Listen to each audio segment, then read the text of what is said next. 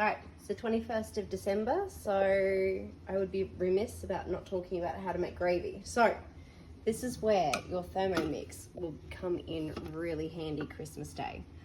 Personally, what I like to do is fill my bowl with some water, steam my veggies in my Varoma, which is this guy here. It comes standard with your Thermomix. It's got 2 trays. So steam all my veggies away in there.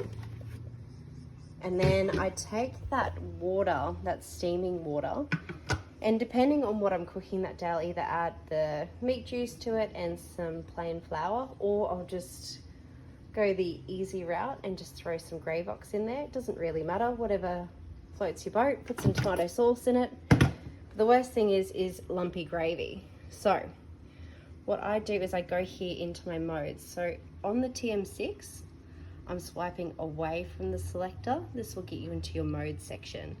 So during your delivery briefing, you would have been shown this, but sometimes it's nice to have a little refresher. So pre-clean, you're definitely going to want that Christmas Day. But the mode I'm here to actually talk about is the thicken mode. So when we go in here, you notice that it's got the little gravy boat symbol, but there's no time that comes up to be able to select it. So that is because the blades will intuitively gauge how much resistance is against the blade and determine the time for thickness for you. So all I do,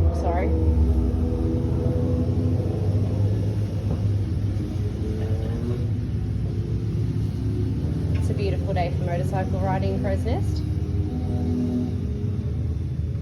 Right, so once I've put in whatever I want to put in my gravy into here, I just turn the selector dial.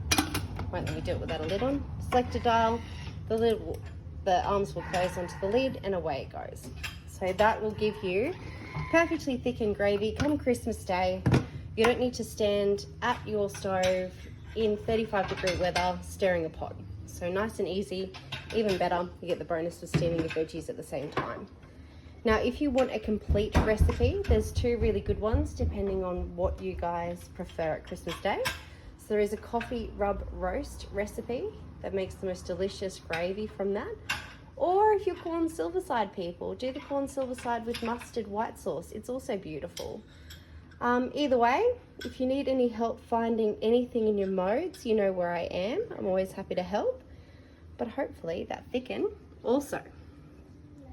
Thicken, if you have a TM6, custard, old school custard, throw in exactly what your nana would have thrown in, minus the corn flour and custard powder, and away you go. You've got a beautiful custard to go with your Christmas pudding. What I like to do after is pop my beautiful creation into my thermal jug. You can get that off the mix shop. This is the largest size.